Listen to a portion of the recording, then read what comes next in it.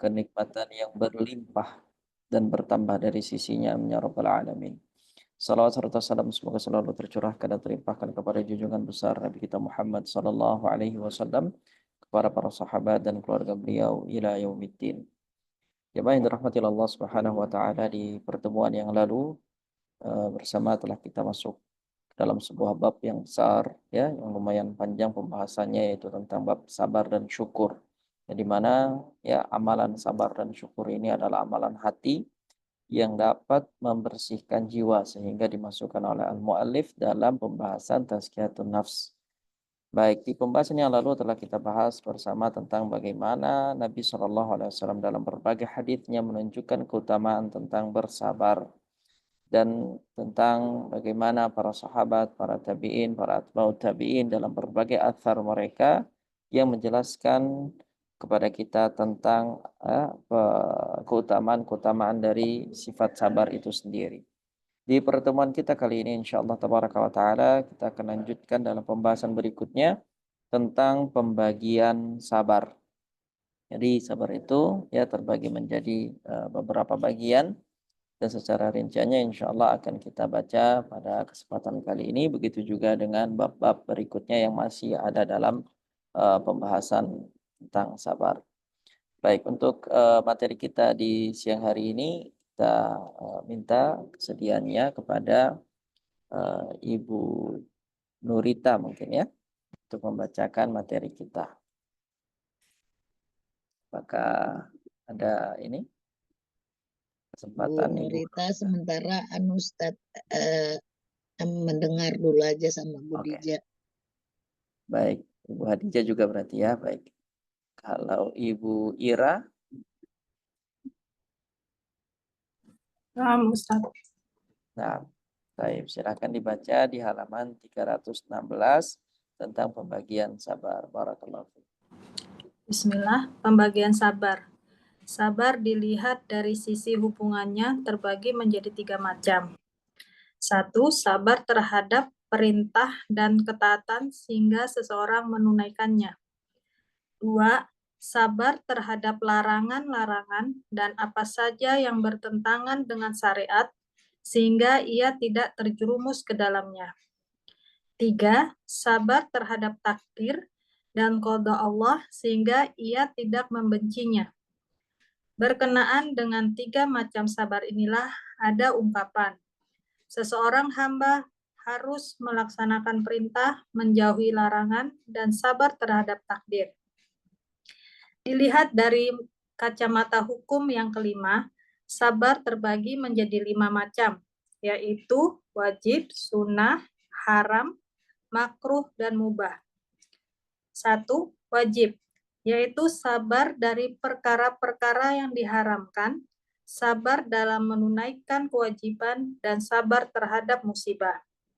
2. Sunnah, yaitu sabar terhadap perkara-perkara makruh, sabar terhadap perkara-perkara sunnah, dan sabar dari membalas kejahatan dengan perbuatan yang serupa. 3. Haram, yaitu sabar terhadap makanan dan minuman sehingga ia mati. Sabar dari makan bangkai, darah, dan daging babi dalam keadaan darurat, yang jika tidak dimakan menyebabkan kematian. Termasuk sabar yang dilarang adalah sabarnya seorang hamba terhadap sesuatu yang ingin mencelakainya, yaitu seperti binatang liar, ular, kebakaran, atau orang kafir yang ingin membunuhnya. Ini berbeda dengan pasrah dan sabar dalam menerima fitnah dan matinya kaum muslimin. Bahkan sabar dalam kondisi seperti ini disunahkan seperti disinyalir oleh banyak nas. 4. Makruh, yaitu sabar dalam melaksanakan yang dibenci, sabar dari melakukan perkara sunnah, sabar terhadap makanan, minuman, pakaian, dan berhubungan intim dengan istri sehingga hal itu membahayakan tubuhnya. 5. Mubah, yaitu sabar dari setiap perbuatan yang memiliki dua opsi yang sama baiknya, antara melakukan dan meninggalkannya dan sabar terhadapnya. Nah, barakallahu fiik wa ahsanallahu ilaik. Sabar dilihat dari sisi hubungannya terbagi menjadi 3 macam. Ya, pembagian-pembagian sabar disebutkan oleh para ulama juga dalam pembahasan-pembahasan lain. Yang pertama adalah sabar terhadap perintah. Jadi ketika kita menjalankan perintah, kita bersabar untuk tetap berada dalam atau di atas perintah tersebut. Begitu juga sabar terhadap ketaatan, ya, sehingga seseorang menunaikannya. Jadi dalam ketaatan pun kita butuh sabar, ya. Bukan hanya sabar dalam menerima musibah saja, tetapi untuk menjadi orang yang soleh, untuk menjadi pribadi yang baik, itu pun butuh kesabaran. Banyak orang yang, ya, dia berubah menjadi lebih baik, ya, tetapi sangat sedikit yang istiqomah, ya, karena keistiqomahan itu membutuhkan kesabaran. Kesabaran yang lebih besar dibandingkan hanya untuk sekedar berubah saja dari kondisi yang tidak baik, ya, kondisi yang berdosa kepada kondisi yang berpahala. Nah, yang terberat dari semua itu adalah istiqomah dalam ketaatan.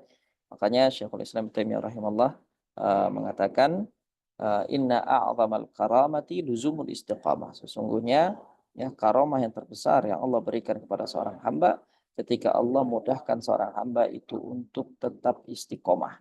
Jadi, ya, sabaran dalam hal ibadah itu merupakan anugerah yang besar yang Allah berikan kepada, ya, seorang hamba.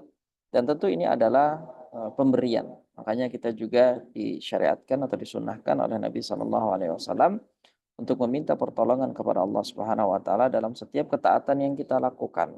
Terkhususnya ada 3 amalan.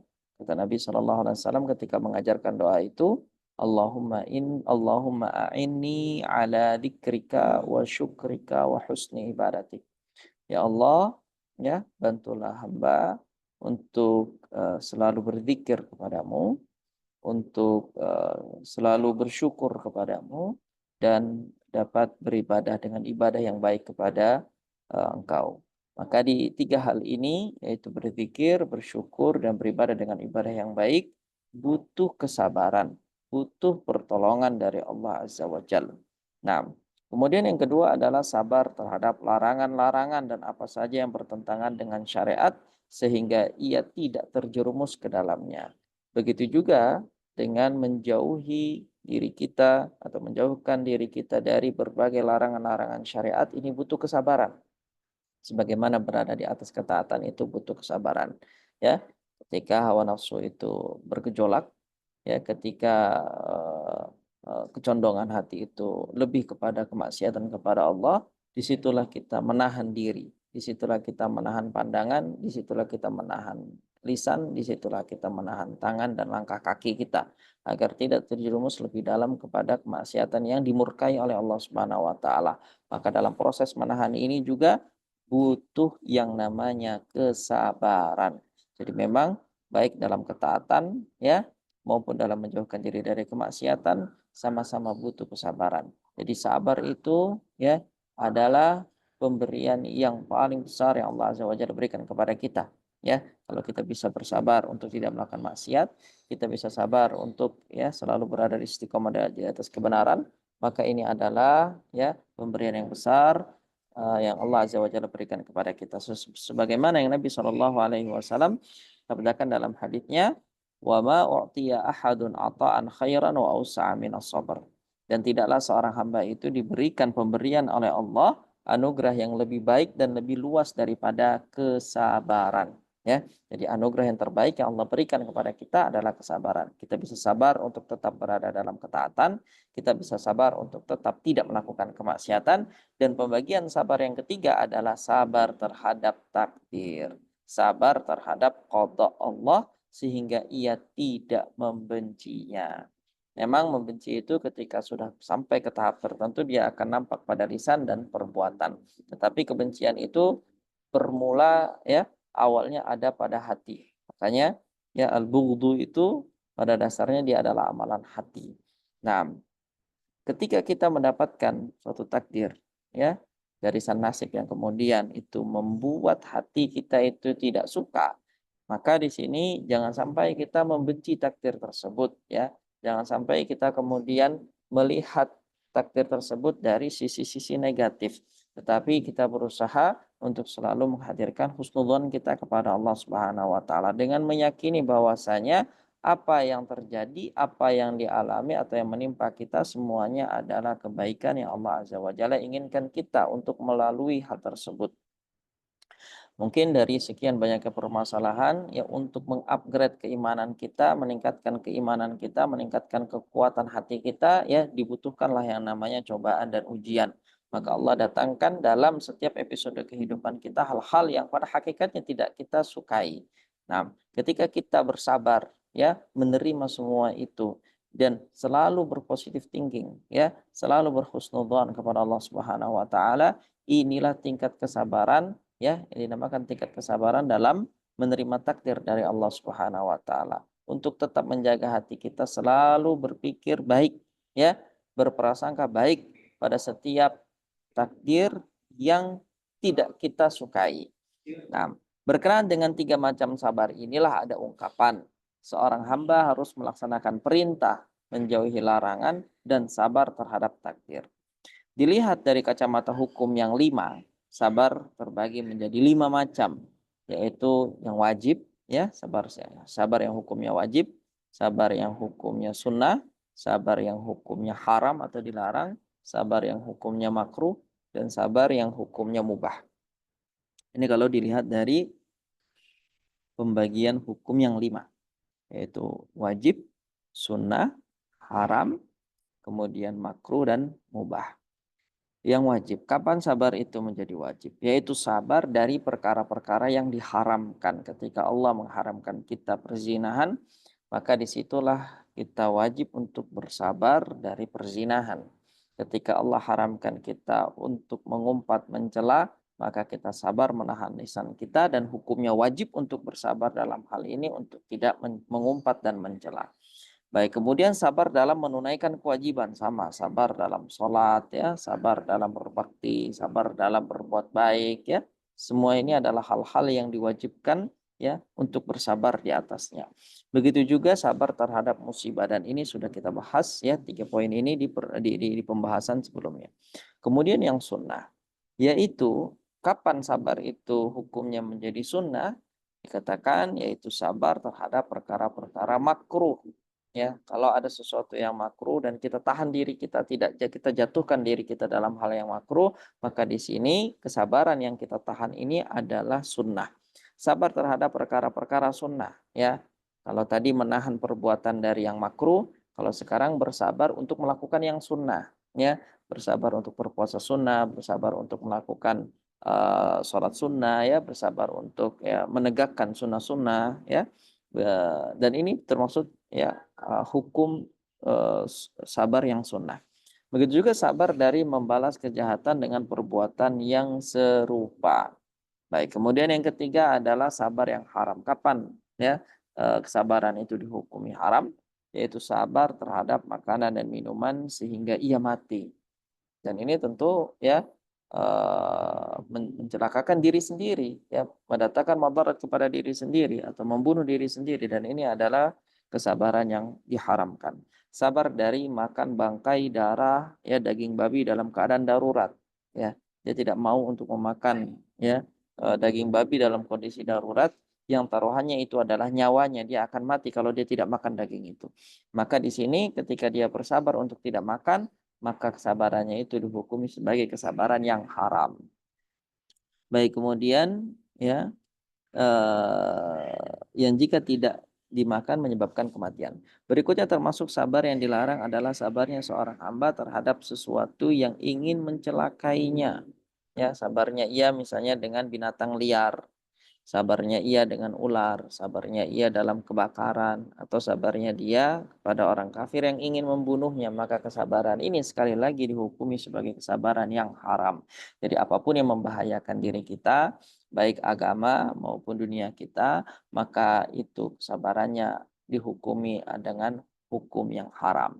Ini berbeda tentu dengan ya pasrah dan sabar dalam menerima fitnah dan matinya kaum muslimin. Bahkan sabar dalam kondisi seperti ini disunnahkan seperti disinyalir oleh banyak nas. Kemudian kesabaran berikutnya yang ya masuk dalam hukum yang 5 adalah sabar yang dihukumi makruh. Apa itu? Sabar dalam melaksanakan yang dibenci makruh. Dia tahu itu adalah makruh tapi dia lakukan. Nah, yang seperti ini maka kesabarannya juga dihukumi sebagai yang makruh. Berikutnya sabar dari melakukan perkara sunnah. Maksudnya dia tidak mau tuh ya melakukan perkara sunnah dan dia sabar dalam kondisi itu, jauh dari sunnah, jauh dari amalan yang diajarkan oleh Nabi SAW, yang dimana hukumnya adalah sunnah. Sabar terhadap makanan, minuman, pakaian, dan berhubungan intim dengan istri sehingga hal itu membahayakan tubuhnya. Jadi ada kondisi-kondisi mubahat ya yang hukumnya itu mubah. Kalau kita tidak konsumsi atau kita tidak gunakan atau kita tidak lakukan, itu akan membahayakan bagi diri kita sendiri. Nah, yang seperti ini, kesabaran yang seperti ini dihukumi dengan kesabaran yang makruh. Misal kalau kita tidak mengkonsumsi jenis sayuran tertentu ya, maka akan membahayakan tubuh kita. Maka ini makruh ketika kita bersabar untuk tidak memakannya. Nah, berikutnya adalah mubah. Kapan kesabaran itu dihukumi mubah? Yaitu ketika kesabaran itu dari setiap perbuatan yang memiliki dua opsi yang sama baiknya, antara melakukan dan meninggalkannya dan sabar terhadapnya. Jadi apapun yang dilakukan ya itu adalah tidak keluar dari dua opsi yang sama ya. Dan sama-sama baik gitu ya antara melakukan dan meninggalkannya. Nah, berikutnya adalah dalam kondisi tertentu manusia tidak bisa lepas dari sabar. Nah, barakallahu fiik, silahkan dilanjut Ibu. Dalam kondisi tertentu, manusia tidak bisa lepas dari sabar. Ketika ada perintah, seseorang hamba wajib melaksanakannya. Ketika ada larangan, ia wajib meninggalkan dan menjauhinya. Dan takdir senantiasa berlaku padanya. Oleh sebab itu, ia harus selalu sabar sampai mati. Perlu diketahui bahwa semua yang menimpa seorang hamba di dunia ini tidak lepas dari dua hal. Pertama, sesuai dengan keinginan dan kemauannya. Kedua, tidak sesuai dengan keinginan dan kemauannya. Masing-masing dari keduanya perlu disikapi dengan sabar. Bagian yang sesuai dengan keinginan seseorang, misalnya kesehatan, keselamatan, derajat, harta, dan berbagai kesenangan yang dibolehkan. Bagian ini perlu disikapi secara sabar dari beberapa segi. Pertama, agar tidak cenderung dan tertipu oleh yang didapatkan dan tidak mendorongnya menjadi sombong, bertindak tidak baik, serta gembira yang tercela dan tidak disukai Allah. Kedua, tidak terlalu asik dan berlebihan dalam mendapatkannya karena bisa berubah menjadi kebalikannya. Orang yang berlebih-lebihan dalam makan, minum, dan berhubungan badan dengan istri, hukumnya akan berubah sebaliknya, yakni menjadi haram. Ketiga, sabar dalam menunaikan hak Allah atas nikmat yang diperboleh, tidak menyia-nyiakan sehingga dia akan mengambilnya kembali. Keempat, sabar dengan menahan diri agar nikmat yang diperoleh tidak dipergunakan dalam keharaman. Di antara ulama salaf ada yang mengatakan orang mukmin dan kafir bisa bersabar atas ujian, tetapi hanya yang imannya benar saja yang bisa bersabar untuk memaafkan.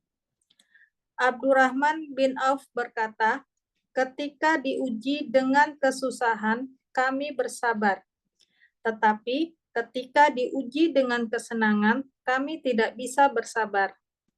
Ketika itu Allah memperingatkan para sahabatnya dari fitnah harta, istri, dan anak. Allah berfirman dalam surat At-Takabun 14, hai orang-orang mukmin, sesungguhnya di antara istri-istrimu dan anak-anakmu ada yang menjadi musuh bagimu. Maka berhati-hatilah kamu terhadap mereka. Diriwayatkan bahwa ada seseorang yang bertanya kepada Ibnu Abbas tentang tafsir ayat di atas. Kemudian ia menjawab, mereka adalah orang-orang yang masuk Islam dari penduduk Mekah. Mereka ingin datang kepada Rasulullah, tapi para istri dan anak-anak mereka tidak mau datang kepada Rasulullah Shallallahu Alaihi Wasallam.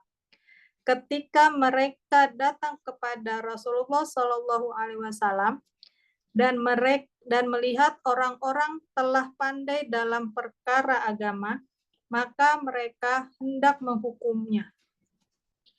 Kemudian Allah menurunkan ayatnya, hai orang-orang mukmin, sesungguhnya di antara istri-istrimu dan anak-anakmu ada yang menjadi musuh bagimu.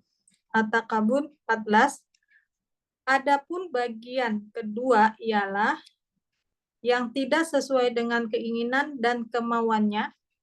Ini ada kalanya berkaitan dengan usaha hamba, seperti taat dan maksiat, atau tidak berkaitan dengan usahanya, seperti musibah.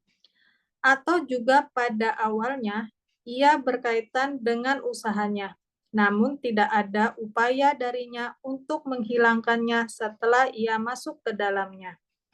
Maka, dalam hal ini ada 3 bagian. Nah, sebelum kita masuk dalam 3 bagian ini, insya Allah kita bahas terlebih dahulu tentang dalam kondisi-kondisi tertentu manusia itu tidak bisa lepas dari sabar. Dikatakan oleh al-muallif bahwa ketika ada perintah, seorang hamba wajib melaksanakannya. Ketika ada larangan, ia wajib meninggalkan dan menjauhinya. Dan takdir itu senantiasa berlaku padanya. Oleh sebab itu ia harus selalu sabar sampai dia mati. Ya. Karena untuk melakukan ketaatan dan kewajiban kita itu batasnya adalah sampai kematian datang. Begitu juga untuk tidak terjerumus dalam kemaksiatan, batas waktunya adalah sampai kita datang ajal kepada kita. Dan kita menerima ridha terhadap setiap apa yang Allah gariskan dan Allah takdirkan kepada kita juga batas waktunya sampai kita mati. Ya, jadi butuh kesabaran sampai mati. Ya, tidak hanya sehari 2 hari. Kesabaran itu tidak hanya 1 bulan 2 bulan. Kesabaran itu tidak hanya 1 tahun 2 tahun. Tapi kesabaran itu sampai kita mati. Dan perlu diketahui bahwa semua yang menimpa seorang hamba di dunia ini tidak terlepas dari 2 hal. Yang pertama, sesuai dengan keinginan dan kemauannya. Ya, apa saja yang ada di dunia ini tidak terlepas dari 2. Ima dia adalah sesuatu yang dia inginkan, sesuatu yang dia mau, atau yang kedua tidak sesuai dengan keinginan dan kemauannya. Ya. Jadi nggak lepas dari 2 hal ini. Apa saja yang ada di dunia? Kita mau dan kita tidak mau. Sesuai dengan keinginan kita, tidak sesuai dengan keinginan kita. Nah, masing-masing dari keduanya perlu disikapi dengan sabar. Kalau hal itu adalah hal yang kita inginkan, kita juga harus bersabar, tidak gerasa gerusu, tidak terburu-buru. Kemudian kalau sesuatu itu tidak kita inginkan, kita juga butuh sabar. Jadi kedua-duanya, 2 kondisi dalam kehidupan kita tetap membutuhkan porsi sabar dengan dosisnya masing-masing. Bagian yang sesuai dengan keinginan seseorang, misalnya kesehatan, keselamatan, ini kan yang kita inginkan, derajat, harta, dan berbagai kesenangan yang dibolehkan. Bagian ini perlu disikapi secara sabar dari beberapa segi. Yang pertama, agar tidak cenderung dan tertipu oleh yang didapatkan dan tidak mendorongnya menjadi sombong. Jangan sampai hati kita ketika kita berambisi sekali untuk mendapatkan sesuatu yang kita inginkan, akhirnya hati kita cenderung kepada sesuatu yang dimurkai oleh Allah Subhanahu wa taala. Hati kita cenderung kepada sesuatu yang dibenci oleh Allah. Kemudian hati kita cenderung kepada hal-hal yang menipu, Kemudian hati kita terdorong untuk sombong, naudzubillah, bertindak yang tidak baik serta gembira yang tercela dan yang tidak disukai oleh Allah.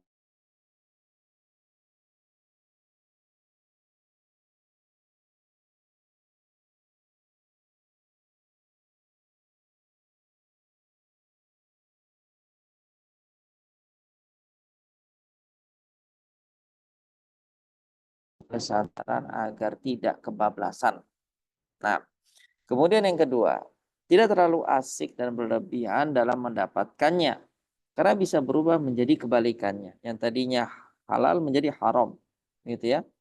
Sesuatu yang berlebihan itu walaupun dia pada dasarnya halal, tapi kalau dia israf terlalu berlebihan akan menjadi haram. Karena itu akan mendatangkan penyakit dan mara bahaya. Sehingga jangan kita itu terlalu asik sekali. Ya.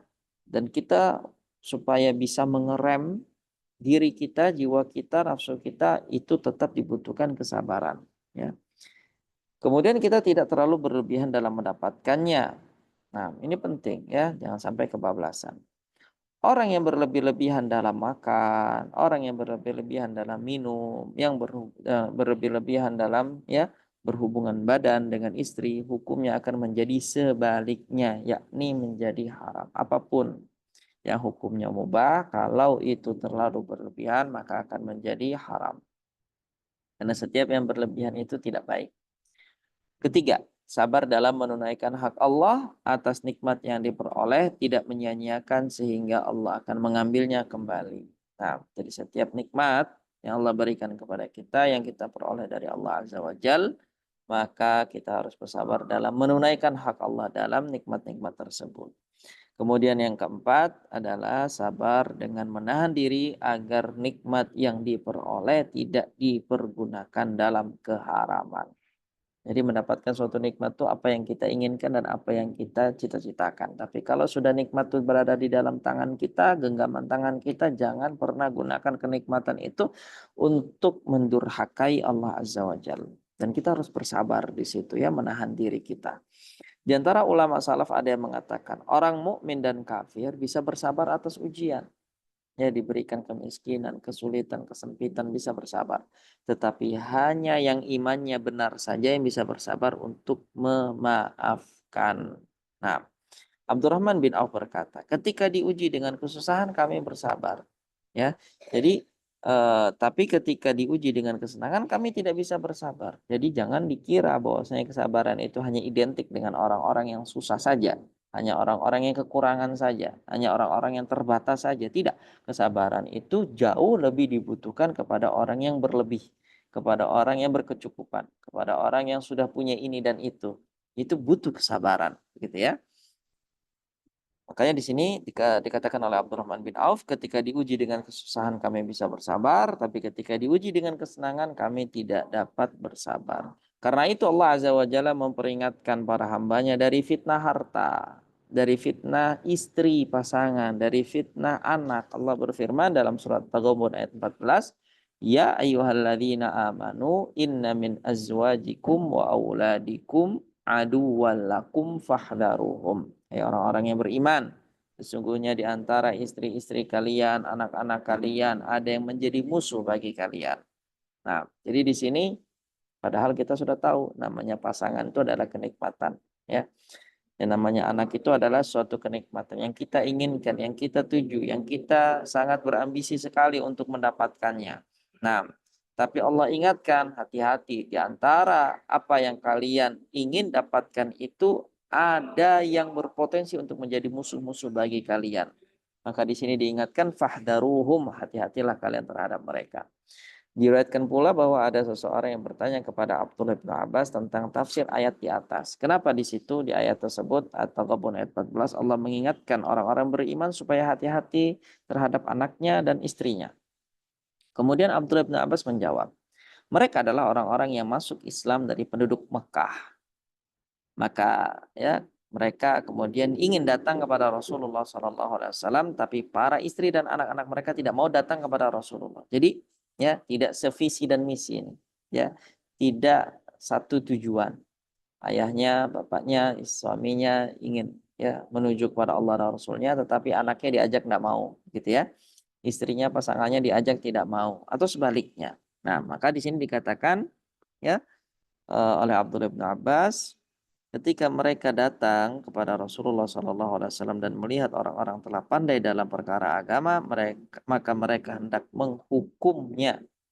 Kemudian Allah Azza wa Jal menurunkan ayatnya, hai orang-orang mukmin, sesungguhnya di antara istri-istrimu dan anak-anakmu ada yang menjadi musuh bagimu. Jadi seseorang itu terjerumus dalam kesalahan atau pelanggaran syariat itu diantara penyebabnya adalah karena ketaatannya kepada pasangan yang berlebih atau ketaatannya kepada anak-anaknya yang ya di luar batas wajar. Nah, maka di sini diingatkan oleh Allah jangan sampai kita terjerumus dalam suatu kemaksiatan dan apa yang Allah murkai ya karena sikap berlebih-lebihan kita kepada pasangan dan kepada anak-anak. Adapun bagian kedua, tadi kan disebutkan tentang kesenangan ya. Karena hidup kita di dunia ini tidak terlepas dari dua hal yang kita sukai ya, hal yang kita inginkan, yang kedua adalah hal yang tidak kita inginkan, hal yang tidak kita sukai. Nah, yang kedua ini ya, yang tidak kita sukai, yang tidak sesuai dengan keinginan dan kemauan kita. Ini ada kalanya berkaitan dengan usaha hamba, seperti taat dan maksiat, atau tidak berkaitan dengan usahanya seperti musibah. Nah, atau juga pada awalnya ia berkaitan dengan usahanya, namun tidak ada upaya darinya untuk menghilangkannya setelah ia masuk ke dalamnya. Ya, kenapa? Karena ketaatan dan kemaksiatan itu selalu berlawanan dengan nafsu kita, makanya dikategorikan dan dimasukkan di sini kepada sesuatu yang tidak sesuai dengan keinginan, ya, tidak sesuai dengan nafsu kita. Nah, maka dalam hal ini ada 3 bagian. Nah, silakan dilanjut. Barakallahu fiik. Maka dalam hal ini ada 3 bagian. Pertama, yang berkaitan dengan usahanya, yaitu sesuai perbuatan masuk kategori ketaatan dan kemaksiatan. Mengenai ketaatan, seorang hamba perlu menghadapinya dengan kesabaran, karena tabiat nafsu adalah menjauh keperibadahan. Mengenai sabar dalam sholat, hal itu karena secara tabiat, jiwa seseorang mendorong untuk bermalas-malasan dan selalu mengedepankan kesenangan. Lebih-lebih jika semua itu didukung oleh kerasnya hati, kotoran dosa, cenderung pada syahwat, dan bergaul dengan orang-orang lalai. Dalam kondisi seperti ini, seorang hamba nyaris tidak bisa menunaikan sholat.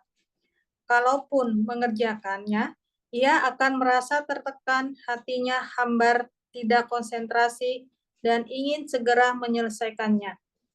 Dalam hal zakat juga demikian. Di antara tabiat nafsu manusia ialah pelit dan bakhil. Sama halnya dalam haji dan jihad. Dalam hal ini, seorang hamba memerlukan kesabaran dalam 3 keadaan.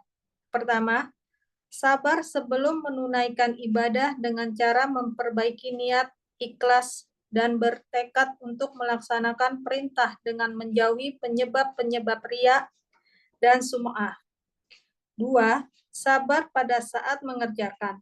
Seorang hamba harus bersabar dari sikap bermalas-malasan atau berlebihan. Ia juga harus bersabar dengan menyertakan niat menghadirkan kalbu di hadapan Allah yang disembah dan tidak melalaikan perintahnya, karena dalam hal ini yang diutamakan bukan pelaksanaan perintah, tetapi bagaimana tidak melalaikan zat yang memerintah saat melaksanakan perintahnya.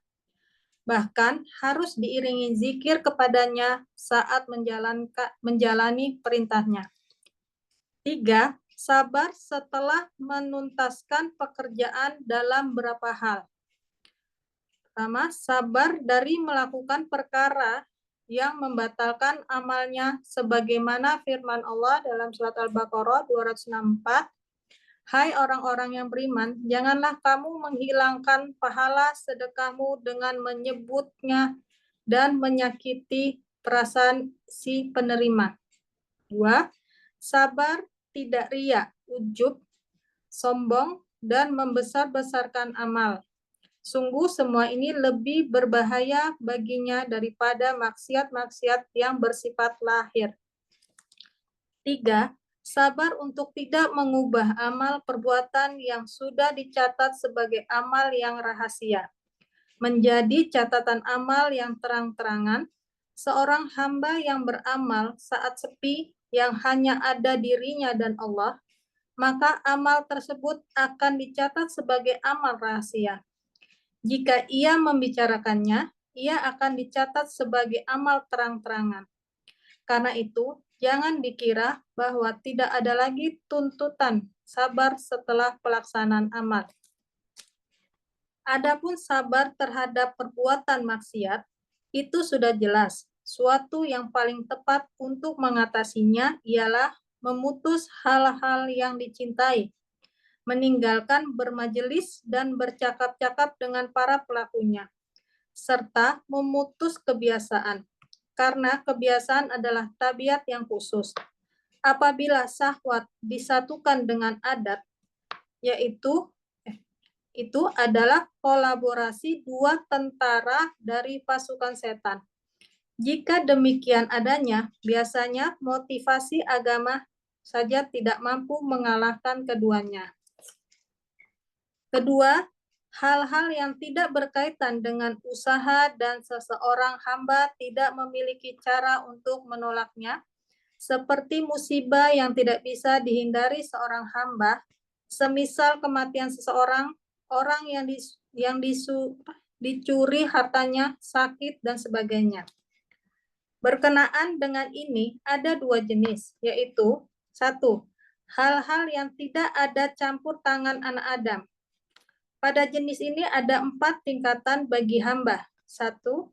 Tingkatan yang lemah, yaitu tingkatan orang-orang yang sedih, mengadu, dan benci. Tingkatan ini hanya dilakukan oleh orang-orang yang akal dan agamanya kurang. 2. Tingkatan sabar. 3. Tingkatan ridho. Ini lebih tinggi daripada tingkatan sabar. Ada perbedaan pendapat tentang kewajibannya, sedangkan sabar lebih disepakati akan kewajibannya. 4. Tingkatan syukur, yaitu menyaksikan ujian sebagai nikmat, lalu mensyukuri cobaan yang menimpanya. 2. Musibah yang diterima dari anak Adam, seperti hinaan, pukulan, dan lain-lainnya.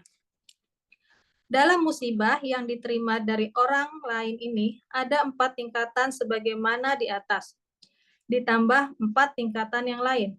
1. Memaafkan.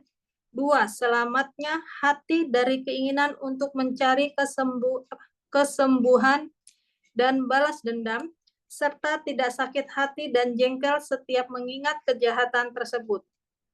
3. Sebagai takdir, meskipun seorang menzalimi dirimu, tetapi ingat bahwa Zat yang menakdirkan semua itu dan memberlakukannya kepadamu melalui tangan orang yang menzalim ini tidaklah zalim. 4. Berbuat baik kepada orang yang berbuat jahat dan membalas kejahatannya dengan kebaikan. Ada banyak manfaat dan maslahat pada tingkatan ini yang hanya diketahui oleh Allah. Jika seorang hamba luput dari tingkatan ini, hendaknya ia tidak rela kalau dirinya menempati tingkatan yang terendah dan bawah. Ketiga, hal-hal yang terjadi karena usahanya. Jika hal tersebut sudah mendominasi pada seseorang, tidak lagi memiliki usaha dan cara untuk menolaknya. Ini seperti orang yang dimabuk cinta. Pada awalnya, semua usaha dan akhirnya sebuah tekanan seperti ketika menghadapi sebab-sebab penyakit dan sakit yang tidak ada cara untuk mencegahnya setelah berhubungan langsung dengan sebab-sebabnya. Juga seperti tidak adanya cara untuk menghindari mabuk setelah mengkonsumsi minuman keras. Nah, barakallahu fiik wa ahsanallahu ilaik. Nah, tadi sudah dibahas ya dengan pembahasan yang tadi sudah dibaca 3 bagian. Kalau sesuatu itu tidak sesuai dengan keinginannya, tidak sesuai dengan apa yang dia mau, ya, maka ini ada 3. Yang pertama atau bagian yang pertama yang berkaitan dengan usahanya, ya, yang berkaitan dengan usahanya. Itu semua perbuatan masuk kategori ketaatan atau kemaksiatan. Mengenai ketaatan, seorang hamba perlu menghadapinya dengan kesabaran karena tabiat nafsu adalah menjauh ya dari peribadatan ya. Itu tabiat nafsu itu tidak suka dengan peribadatan. Mengenai sabar dalam sholat, Hal itu karena secara tabiat jiwa seseorang mendorong untuk bermalas-malasan dan selalu mengedepankan kesenangan, ya. Lebih-lebih jika semua itu didukung oleh kerasnya hati, kotoran dosa, cenderung pada syahwat dan bergaul dengan orang-orang yang lalai. Ini sudah komplit sudah penyakitnya ya. Kalau itu sudah ada maka dia akan meninggalkan sholat. Nah, dalam kondisi seperti ini seorang hamba nyaris tidak bisa menunaikan sholat. Kalaupun dia mengerjakan sholat tersebut, ia akan merasa tertekan. Hatinya akan hambar, tidak konsentrasi, dan ingin segera menyelesaikannya. Dan inilah sholatnya orang munafik. Nah, dalam hal zakat juga demikian. Di antara tabiat nafsu manusia adalah pelit dan bakhil dalam mengeluarkan hartanya. Sama halnya dalam haji dan jihad. Dia tidak mau keluar harta dalam berjihad dan haji.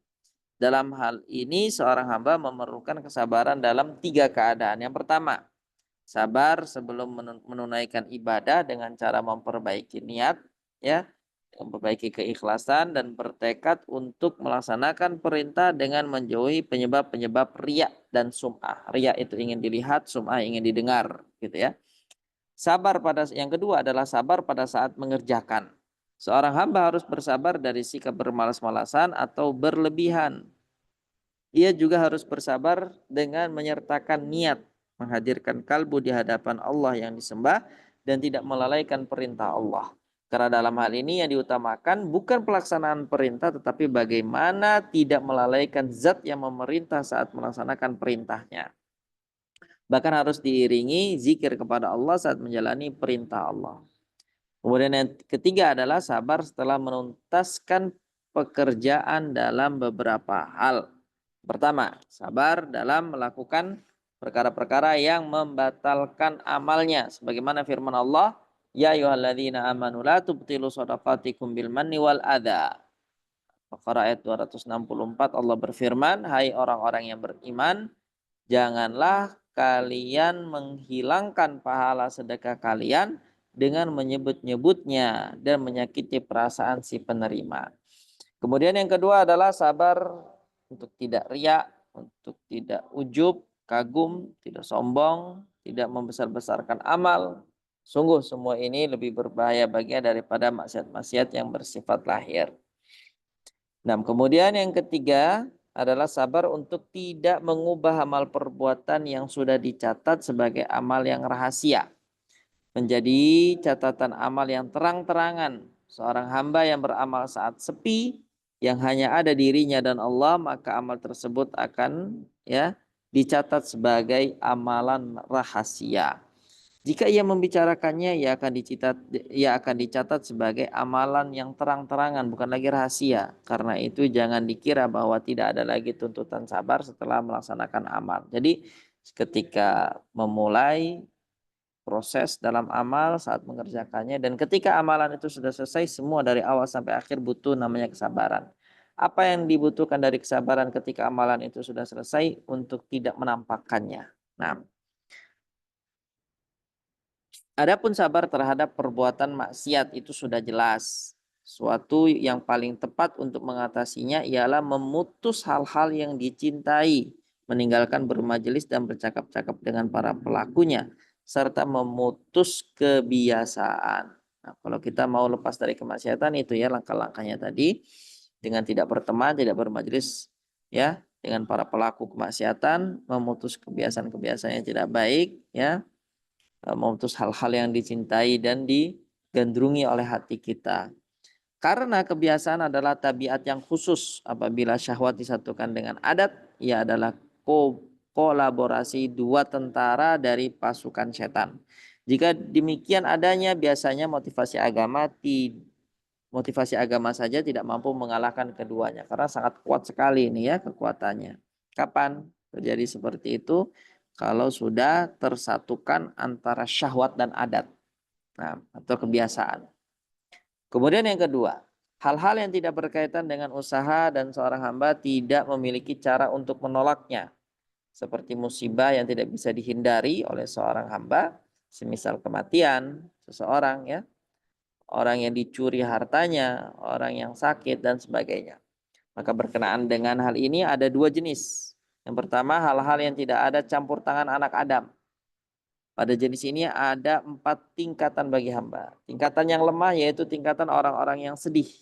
Ya, jadi kalau seseorang itu dikatakan dia bersabar, tapi kesabaran yang paling tipis dalam bidang ini, ya dalam bidang hal-hal yang tidak ada campur tangan anak Adam, dia sedih, dia mengadu, ya, kemudian dia benci. Ya, tingkatan ini hanya dilakukan oleh orang-orang yang akal dan agamanya kurang. Jadi kesabarannya tipis sekali. Nah, kemudian tingkatan berikutnya adalah tingkatan sabar.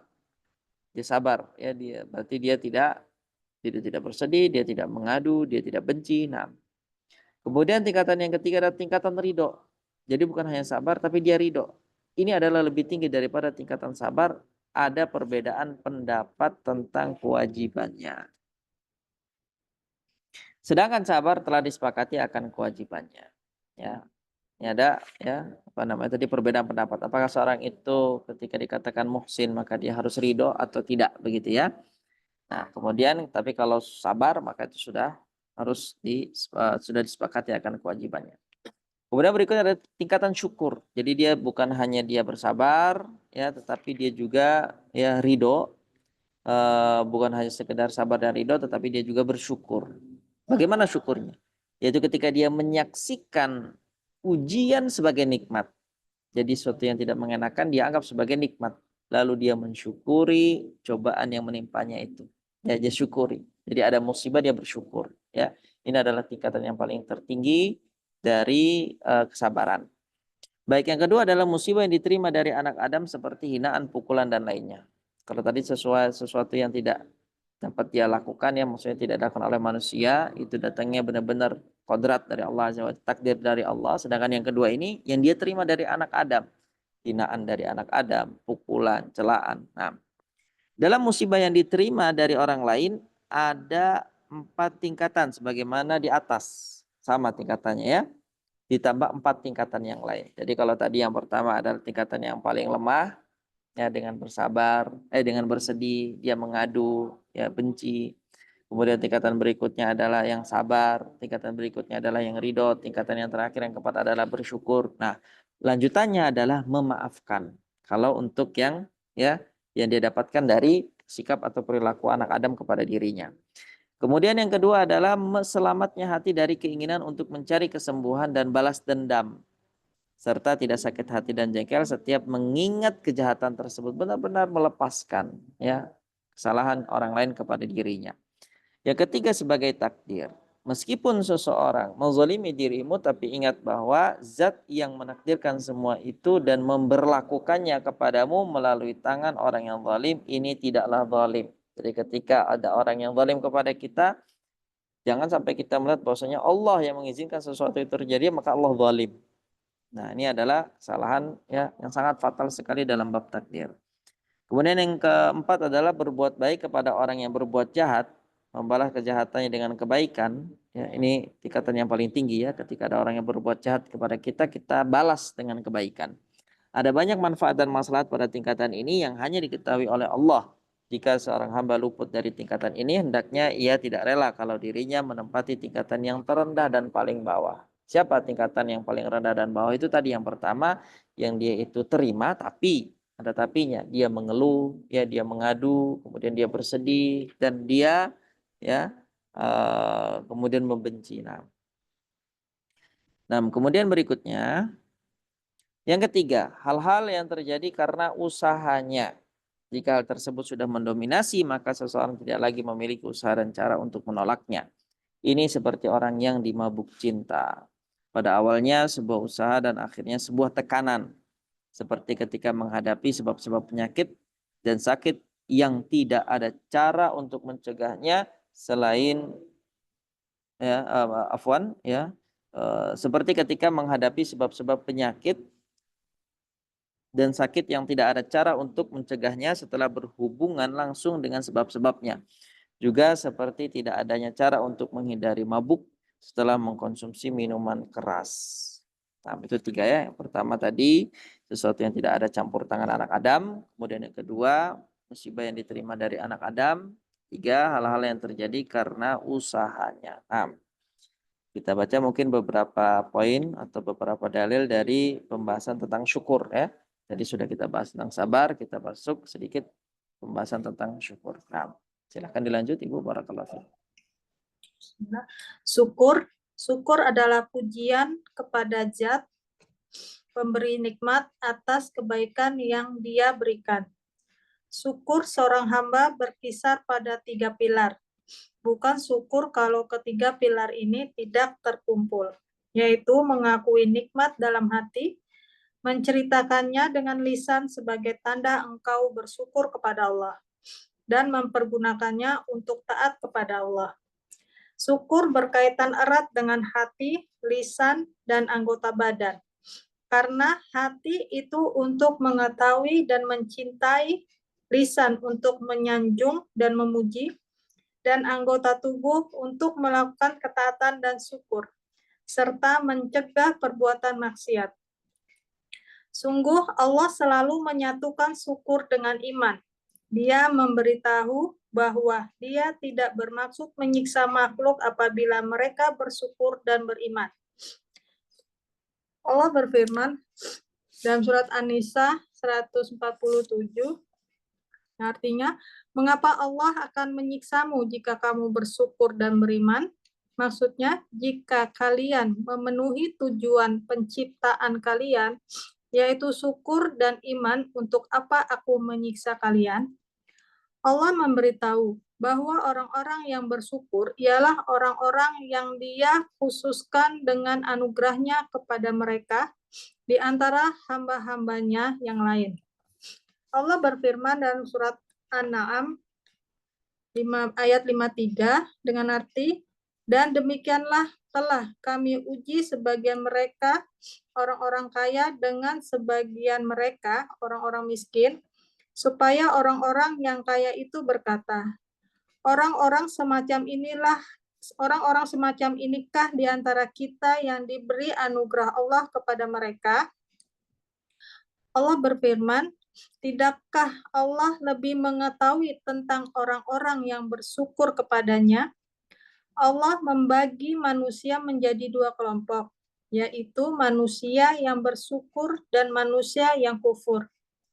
Berkenaan dengan hal itu, sesuatu yang paling dibenci Allah ialah kufur dan para pelakunya. Sedangkan sesuatu yang paling dicintai Allah adalah syukur dan para pelakunya. Allah berfirman dalam surat Al-Insan ayat 3, sesungguhnya kami telah menunjukinya jalan yang lurus. Ada yang bersyukur dan ada pula yang kafir. Allah juga berfirman melalui lisan Nabi Sulaiman, ini termasuk kurnia Rabbku untuk mencoba aku. Apakah aku bersyukur atau mengingkari akan nikmatnya? Dan barang siapa yang bersyukur, maka sesungguhnya dia bersyukur untuk kebaikan dirinya sendiri. Dan barang siapa yang ingkar, maka sesungguhnya Rabbku Maha Kaya lagi Maha Mulia. Nah, itu tadi surat An-Naml ayat 40 ya. Jazakallahu khair, barakallahu fiik. Nah, kalau tadi sudah kita bahas tentang bersabar, poin berikutnya adalah tentang syukur. Dikatakan bahwasanya syukur adalah pujian kepada Zat pemberi nikmat atas kebaikan yang Dia berikan. Jadi pujian yang kita berikan kepada Allah, maka ini adalah bentuk syukur kita. Syukur seorang hamba itu berkisar pada 3 pilar. Bukan syukur kalau ketiga pilar ini tidak terkumpul, yaitu mengakui nikmat dalam hati, menceritakannya dengan lisan sebagai tanda engkau bersyukur kepada Allah, dan mempergunakannya untuk taat kepada Allah. Ini 3 syaratnya ya. Hati kita mengakui nikmat itu berasal dari Allah, lisan kita kemudian berucap sebagai tanda bersyukur kepada Allah, dan menggunakan nikmat tersebut untuk taat kepada Allah. Nah, ini 3 pilar dalam bersyukur. Syukur berkaitan erat dengan hati, berkaitan erat dengan lisan, dan berkaitan erat dengan anggota badan. Ya, walaupun dia pada dasarnya adalah amalan hati, tapi sangat berkaitan dengan 3 hal tadi. Karena hati itu untuk mengetahui dan mencintai, lisan untuk menyanjung dan memuji, dan anggota tubuh untuk melakukan ketaatan dan syukur serta mencegah perbuatan dari perbuatan maksiat. Sungguh, Allah selalu menyatukan syukur dengan iman. Dia memberitahu bahwa dia tidak bermaksud menyiksa makhluk apabila mereka bersyukur dan beriman. Dia berfirman, "Ma yaf'alullahu bi'adzabikum in syakartum wa amantum." Ya, mengapa Allah akan menyiksamu jika kamu bersyukur dan beriman? Jadi itu bisa ya menjadi tameng bagi seorang hamba dari siksa dan adab Allah ketika dia bersyukur dan beriman. Maksudnya jika kalian memenuhi tujuan penciptaan kalian yaitu syukur dan iman, untuk apa ya aku menyiksa kalian ya? Maksudnya Allah ya, Allah menyiksa kalian untuk apa? Allah memberitahu bahwa orang-orang yang bersyukur ialah orang-orang yang dia khususkan dengan anugerahnya kepada mereka di antara hamba-hambanya yang lain. Allah berfirman, "Wa kadzalika fatanna ba'dahum bi ba'dil liyaqulu ahaula'i manallahu 'alaihim min bainina alaysallahu bi'alama bisyakirin." Dan demikianlah telah kami uji sebagian mereka, orang-orang kaya, dengan sebagian mereka, orang-orang miskin. Supaya orang-orang yang kaya itu berkata, orang-orang semacam inikah di antara kita yang diberi anugerah Allah kepada mereka? Ya, jadi ini apa yang dikatakan oleh orang-orang kaya kepada orang-orang yang miskin. Ketika mereka saling bertemu, ya, maka mereka orang-orang kaya mengatakan, apakah orang-orang seperti yang ini, yang miskin ini, yang Allah berikan karunia kepada mereka. Nah, Allah Azza wa Jalla berfirman, tidakkah Allah lebih mengetahui tentang orang-orang yang bersyukur kepadanya? Ya, jadi mau dia miskin, mau dia kaya, tetap Allah yang lebih tahu siapa yang lebih bersyukur. Jadi tidak perlu untuk meremehkan dan merendahkan orang-orang yang miskin. Allah membagi manusia menjadi dua kelompok, yaitu manusia yang bersyukur dan manusia yang kufur. Berkenaan dengan hal itu, sesuatu yang paling dibenci Allah adalah kekufuran dan para pelaku kekufuran yang mengingkari nikmat-nikmat yang Allah berikan, tidak bersyukur kepada Allah. Sedangkan sesuatu yang paling dia cintai adalah syukur dan para pelakunya, orang-orang yang selalu bersyukur kepada Allah. Allah berfirman dalam surat Al-Insan ayat yang ketiga, "Inna hadainahus sabila imma syakira wa imma kafura." Sesungguhnya kami telah menunjukinya jalan yang lurus, ya. Maka ada yang bersyukur dan ada yang pula yang kafir. Ada yang bersyukur, ada yang kemudian mengingkari nikmat-nikmat itu. Nah, Allah Azza wa Jalla juga berfirman melalui lisan Nabi Sulaiman alaihissalam. Hadza min fadli rabbi liyabluwani ashkuru am akfur. Nabi Sulaiman berkata, ini adalah karunia Robku untuk mengujiku apakah aku termasuk orang yang bersyukur ataukah aku orang yang mengingkari, yang kufur akan nikmatnya. Wa man syakara fa innama yashkuru li nafsi, dan barang siapa yang bersyukur maka sesungguhnya dia bersyukur untuk kebaikan dirinya sendiri. Wa man kafara fa inna rabbi ghaniyun karim, dan barang siapa yang ingkar, dia tidak bersyukur, maka sesungguhnya Rabbku maha kaya lagi maha mulia. Nah, itulah yang diucapkan oleh Nabi Sulaiman, kemudian dinukilkan oleh Allah Azza wa Jalla, diabadikan dalam Al-Qur'an, yang menunjukkan bahwasanya suatu kenikmatan itu butuh syukur, dan untuk bersyukur atas kenikmatan itu butuh bersabar, ya. Di mana syukur ketika kita mendapatkan kenikmatan dari Allah Azza wa Jalla, itu kembali kebaikannya tetap kepada diri kita sendiri. Tapi kalau kita kufur, kita tidak bersyukur, maka Allah Azza wa Jalla tidak butuh kita. Allah itu adalah zat yang maha kaya, lagi zat yang maha mulia. Nah, baik, itu mungkin yang dapat kita bahas pada pertemuan kali ini. Insya Allah kita lanjutkan di pertemuan yang akan datang di halaman 322 yang melanjutkan pembahasan tentang syukur ini. Nah, jazakumullah khair, barakallahu fikum, kepada Bu Ira tadi yang sudah membacakan materi kita. Barakallahu fiik wa ahsanallahu ilaik.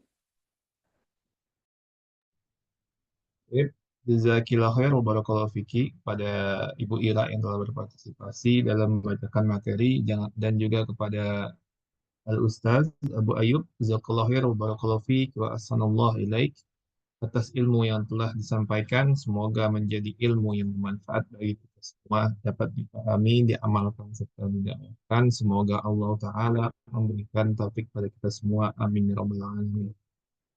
Baik Ustaz, apakah ada tanya jawab Ustaz? Mengingat Ustaz sedang Nah, di luar Ustaz. nggak apa-apa, silakan. Nggak apa-apa, Ustaz ya. Baik Ustaz, jazakallah khairan. Baik, kepada Amin. jamaah ya Ustaz, dipersilakan.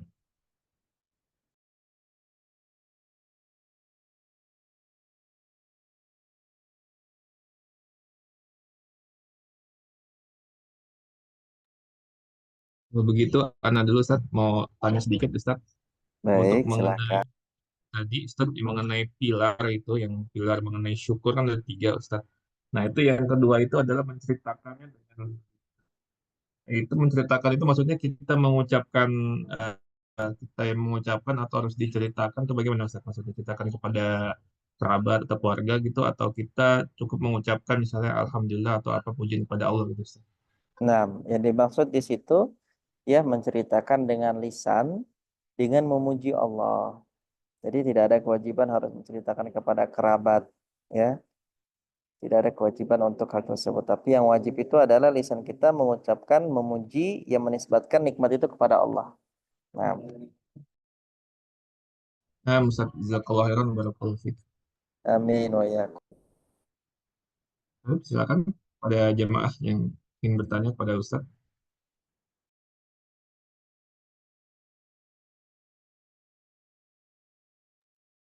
Saya Ustadz bertanya ya Ustadz Afwan. Silakan. Gini Ustadz, kalau syukur tadi dikaitkan dengan iman, sedangkan kalau dengan sabar ya Ustadz tidak dikaitkan dengan iman, tetapi secara fikih terbagi 5 ya Ustadz. Tingkatan sabar itu artinya ada wajib, ada sunnah, ada makruh, ada mubah ya Ustadz. Dibagi demikian. Eh, Sedangkan yang selama ini yang saya pahamin Ustadz, ada haram juga bahwa sabar itu eh, iman itu terbagi 2, sabar dan syukur. Ini bagaimana Ustadz untuk menggabungkannya? Kalau secara nas kan tadi sudah disebutkan ya Ustadz, kalau untuk syukurnya artinya dikaitkan betul-betul dengan iman. Nah, sedangkan kita melakukan, kalau dibagi tadi terbagi 3, sabar itu terhadap melakukan perintah Allah, meninggalkan larangan, musibah, itu tidak dikaitkan secara lafaz iman itu Ustaz. Menggabungkannya ini gimana Ustaz? Mohon penjelasannya Ustaz. Baik, barakallahu fiik wa ahsanallahu ilaik. Nah, berkaitan dengan sabar, tentu apa yang dibahas dalam kitab ini tidak membatasi dari dalil-dalil tentang sabar, ya. Seperti misalnya firman Allah Azza wa Jal di dalam Al-Quran, ya ayyuhalladzina amanu sabiru wa sabiru wa rabitu wattaqullaha la'alakum tuflihun. Di situ Allah Azza wa Jalla memerintahkan orang-orang yang beriman untuk bersabar. Nah, di sini ada kaitan antara iman dengan sabar. Nah, jadi tidak hanya syukur saja yang dikaitkan dengan sabar, tapi keimanan juga dikaitkan dengan kesabaran. Ya, diantaranya adalah dalil ini dan dalil-dalil lainnya yang banyak, ya. Dan apa yang dibahas dalam kitab ini tidak membatasi dalil-dalil tersebut. Begitu Bu Meti, wallahu taala alam. Baik Ustaz, artinya ya kalau tadi Ustadz Khatib kan berarti kan memang disampaikan setiap maksudnya di surat Ali Imran itu disebutkan dikaitkan dengan panggilan ya ayyuna ayyuhallazi ya Ustadz ya, dengan iman gitu kan, dengan sabar. Nah, Yang saya pikir pemahaman selama ini kan bahwa eh, artinya gini Ustadz, ini apakah disebut subhat, apakah ini memang jauhnya dari tataran ilmu. Selama ini hati ini lebih mengutamakan kewajiban sholat dibandingkan sabar. Sabar itu masih pada posisi boleh memilih Ustadz dengan kondisinya kita masing-masing gitu loh Ustadz. Tidak merasa pada saat perintah untuk bersabar itu, terutama yang kalau dibagi ini kan jelas ya Ustadz, ada sabar dalam perintah, larangan, nah terhadap kodok dan kodar gitu loh Ustadz. Artinya di sini nafsu tadi itu senantiasa mencari pembelaan bahwa kan semua itu ada batasnya gitu loh kan Ustadz, bahasanya seperti itu. Tidak menganggap bahwa pada saat tidak melakukan kesabaran yang sebagaimana Allah inginkan itu menjadi sesuatu yang bisa jatuh gitu loh kan Ustadz, bisa kepada yang sesuatu yang Allah tidak ridho, artinya di sana ada kewajiban secara fikihnya itu ada urutannya begitu Ustadz. Tapi sedangkan kewajiban sholat itu kita merasa bersalahnya ada Ustadz gitu loh Ustadz. Artinya bahasanya saya di sini bagaimana ya Ustadz untuk mengajak hati ini bahwa posisi sabar ini begitu mendominasi di dalam Al-Quran gitu Ustaz, dibandingkan perintah Allah terhadap sholat. Untuk mengajak hati ini loh Ustaz, bahwa tadi kan disebut sampai mati gitu loh Ustaz, sedangkan Nah, hati ini, sahih. ya artinya kan, berarti kan dalam kehidupan ini dari menit ke menit, dari detik ke detik itu dituntut sabar kan gitu Ustaz. Iya. Nah, pada saat kita tidak sabar, hati ini belum mengenal bahwa ini bisa jadi gitu loh. Allah murka gitu. Sebagaimana kita merasa meninggalkan sholat itu dosa gitu loh Ustaz. Mengajak hati ini. Bagaimana nih Ustaz? Apa nih kan ini kan pemahaman ya Ustaz, keyakinan kita terhadap perintah Allah Ta'ala, posisinya gitu loh Ustaz. Begitu kan Ya. memahaminya Ustaz? Nah, tentu apa yang disebutkan tadi oleh Bu Meti, ya tanpa kita sadari itu benar adanya gitu ya. Kadang kita ini untuk amalan-amalan yang zahir, kita bisa bertahan untuk bersabar, bisa seperti sholat tadi ya. Tapi dalam menerima takdir atau menghadapi kondisi-kondisi yang memang membutuhkan kesabaran, seakan ayat-ayat tentang kesabaran itu banyak terlupakan. Nah, itu memang pentingnya kita untuk terus berthalabul ilm, ya, selalu diingatkan karena memang amalan hati ini mungkin ketika kita melakukan suatu amalan yang meninggalkan kewajiban misalnya ya, yang secara zahir mungkin ada orang yang mengingatkan begitu akan kesalahan kita. Tapi kalau amalan itu adalah amalan hati dan kita lalai darinya atau kita berpura-pura saja, maka tidak ada yang tahu akan kondisi amalan hati kita kecuali diri kita sendiri dan Allah. Maka memang ini ya, ini yang kembali mengingatkan kepada kita semua untuk memperhatikan dan memanage masalah amalan hati. Begitu mungkin Bu Met ya. Lanjut pertanyaan Ustaz. Kan ini amalan hati Ustaz, yang tahu hanya kita dengan Allah Ta'ala. Bagaimana mengkaitkannya bahwa suatu amalan itu amalan rahasia? Artinya gini Ustaz, saya khawatir amalan hati saya ini tidak sesuai dengan syariat, sehingga saya ingin bersimulasi. Artinya menceritakan tuh Ustaz. Artinya kan amalan ini, amalan hati sabar dan syukurnya, saya sudah benar amalan ini sebagaimana Allah perintahkan. Jadi butuh simulasi gitu loh Ustaz. Ini termasuk tadi kah tidak merahasiakan amalan itu Ustaz. Sedangkan tadi kan tahu nih, kalaulah benar Ustaz. Karena kan kita tahu nih, amalan hati itu bisa didasarkan yang Allah perintahkan, artinya berdasarkan dalil, ada yang berdasarkan ro'yu dan nafsu gitu kan Ustaz, gitu loh, menjadikan keinginan kita tadi gitu loh Ustaz. Ini bagaimana, saya agak rada rancu tidak menceritakan amalan-amalan. Kalau zohir ya jelas lah Ustaz, bisa menyertakan amalan-amalan kita yang sudah kita lakukan secara. Tapi kalau amalan, benarkah saya melakukan begini, urutannya begini gini tuh. Nah, saya testimoni bahasanya gitu Ustaz. Sehingga tahu pakemnya, tahu kaedahnya, sehingga menjadikan ke depan, oh ya sudah benar seperti ini. Ini termasuk tidak merahasiakan amalan hati itu Kak Ustaz. Bagaimana memahaminya? Nah, insya Allah tidak masuk dalam hal itu. Kenapa? Karena ini kan dalam ranah ilmu ya. Kita dalam beramal itu eh, kalau ada kekhawatiran atau keraguan, maka memang diperintahkan untuk bertanya. Fasalu ahla dzikri in kuntum la ta'lamun. Kata Allah dalam Al-Qur'an, tanyalah ya kalau kalian tidak tahu.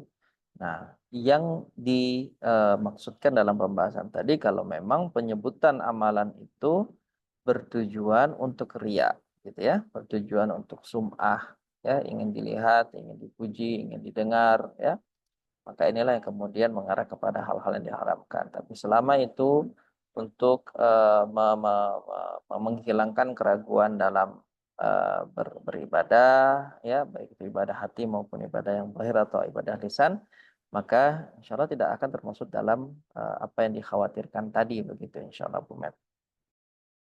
Alhamdulillah, berarti ingin karena kita berilmu, beramal ini kan tidak boleh di atas keraguan ya Ustadz. Nah, sahih. Artinya dengan keyakinan. Nah, keyakinan itulah yang mengantarkan kita selamat daripada murka dan azab Allah Ta'ala. Nah, saya ingin simulasi seperti itu tuh untuk meyakinkan, sudah dapat kaedahnya, berarti sudah pegang gitu loh Ustadz ya. Jadi, ya begitu berlindung kepada Allah Ta'ala dari rasa ujub ria. Yang kaidah ujub ria itu begini ya Ustadz Afwan, yang saya pernah membacanya itu, kalau saya nggak khilaf dari Ibnu Taimiyah, mengatakan pada saat kamu ingin melakukan sesuatu takut ria, kamu tinggalkan, itulah ria, gitu ya Ustadz. Naam, Begitu kan? sahih. Amin ya. Naam, Maksudnya saya sahih. gini, saya nggak mau nanya nanti takut ria gitu lah. Nah justru itu Nah, disebut artinya ya, pada Ria. saat kita bilang enggak, saya enggak ingin ria, saya memang mau bertanya untuk menyelamatkan diri saya, gitu lah. Artinya dilawan, karena bisikan itu kan selalu demikian tuh Ustadz. Artinya Benar. nanti kamu jadi ria gini-gini, sudah diam aja, sembunyikan saja, kenapa sih, bahasanya gitu. Nah kaidah itu betul ya Ustadz, artinya lawan itu, karena mau dipuji orang, mau dicela orang, tetap aja kamu bertanya karena ingin kebenaran, begitu ya Ustadz, memahaminya. Naam, sahih. Sahih. Baik Sahih. Ustadz, barakallahu fiik. Amin wa iyyakum. Baik. Jazakumullah khairan wa barakallahu fikum. Pertanyaan dari jemaah dan juga penjelasan dari dan jawaban dan penjelasan dari Al Ustaz Abu Ayub. Mungkin satu pertanyaan lagi Ustaz ya. Baik, silahkan. Baik, pada jemaah yang ingin bertanya kembali dipersilakan.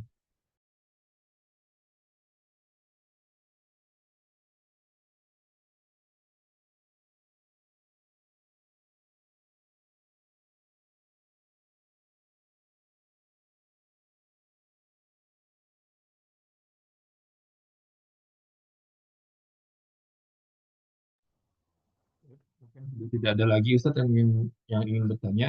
Insya Allah kita akhiri Naam. kajian ini Ustaz ya. Baik. Baik, Naam, insyaallah.